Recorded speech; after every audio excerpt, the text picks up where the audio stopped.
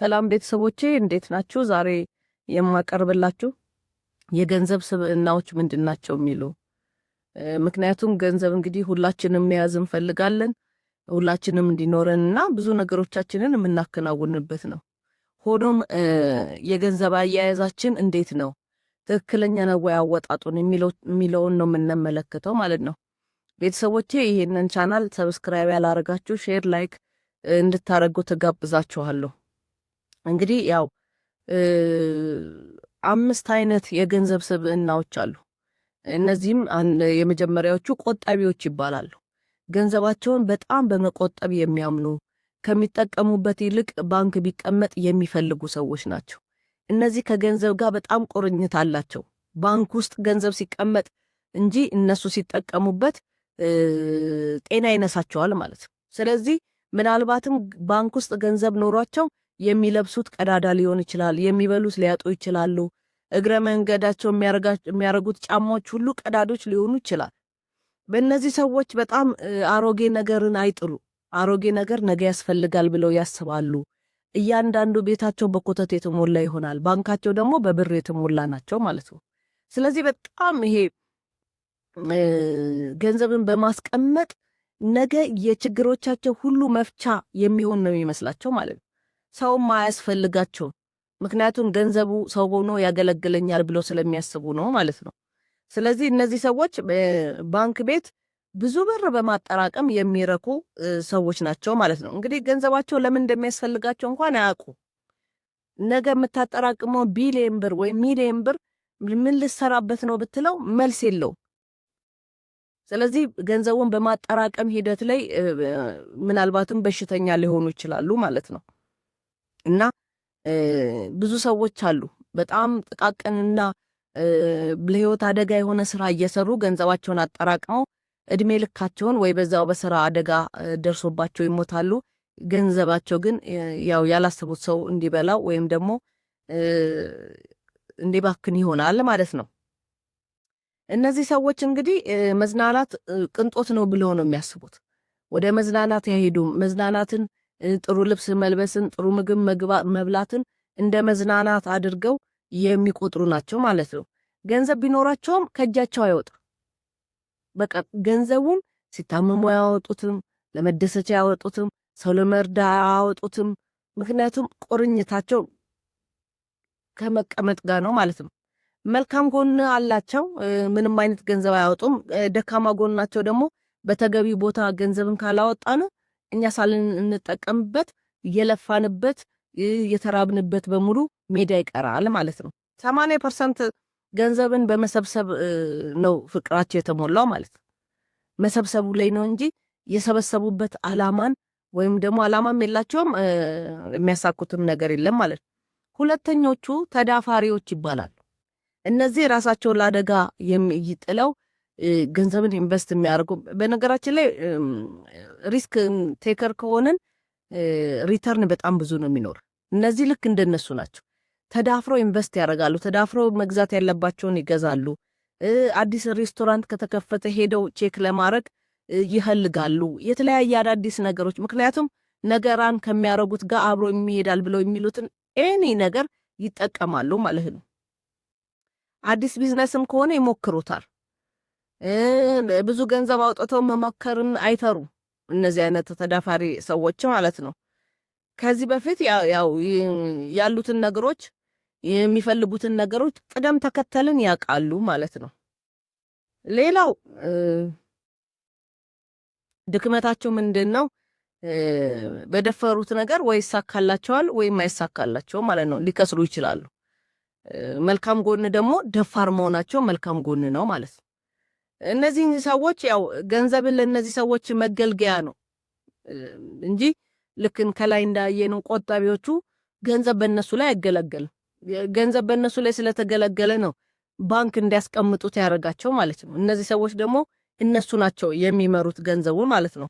እንግዲህ ደካማ ጎናቸው ያው በድፍረት የሚያደርጉት ስሜታዊ ነው። አንዳንዴ በስሜት የሚገቡበት ቢዝነስ ሊከስር ይችላል ማለት ነው። ይሄ በጣም ሪተርን ግን አለው።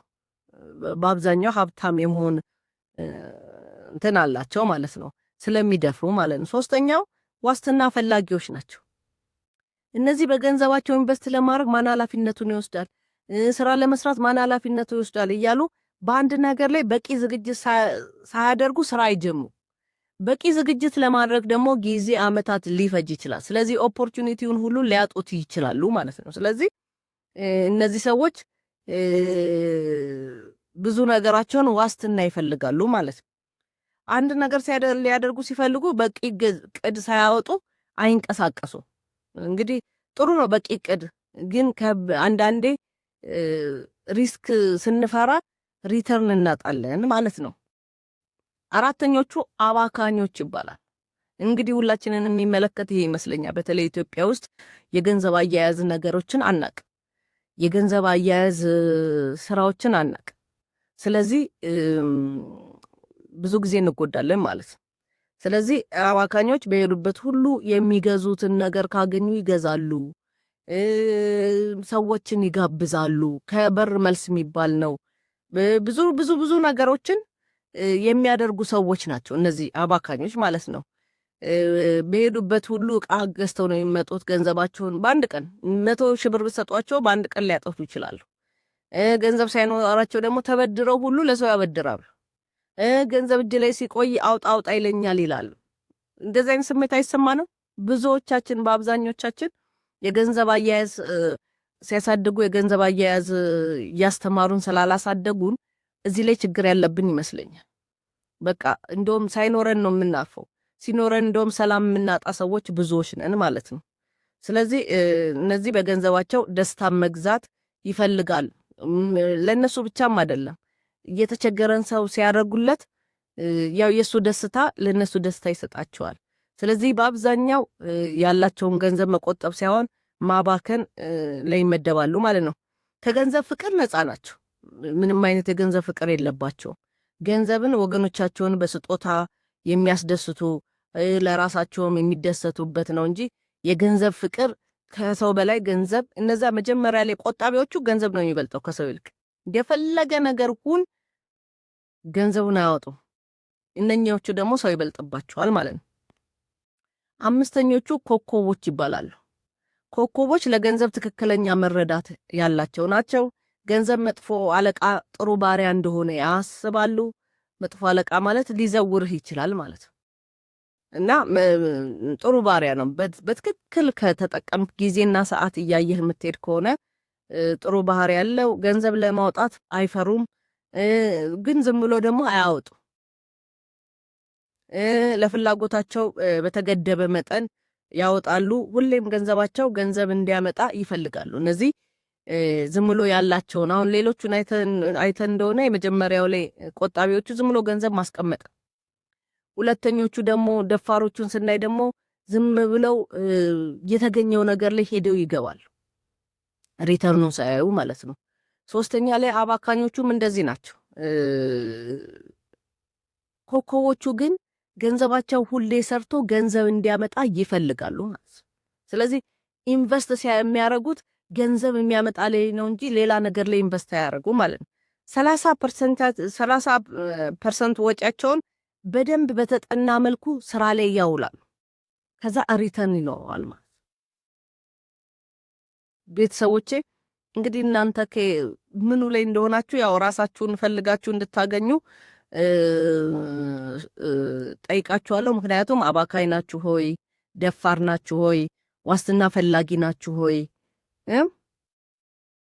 ኮከብ ናችሁ ሆይ የሚለውን ወይም ደግሞ ከአባካኙም ከሆናችሁ ራሳችሁን ለይታችሁ እንትን እንድትሉ ፈልጋለሁ። ምክንያቱም የሁላችንም ባህሪ እዚህ ነገር ላይ ያለን በደንብ በደንብ በደንብ በደንብ የሁላችንም ባህሪ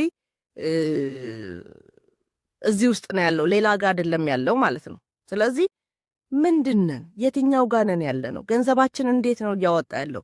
ገንዘባችን እየመራን ያለው ወይስ እኛ ገንዘቡን እየመራ ነው ያለ ነው የሚለውን ማሰብ መቻል አለብን ማለት ነው።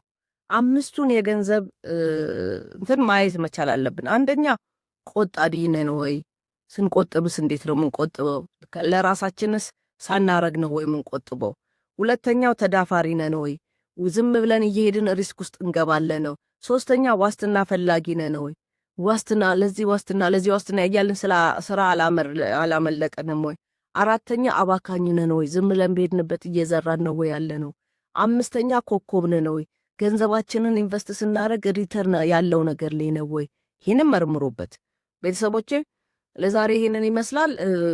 ሰብስክራይብ እንድታረጉ በድጋሚ ጋብዛችኋለሁ። ሰብስክራይብ ያደረጋችሁ ደግሞ አመሰግናችኋለሁ። ሰላም ሁኑ።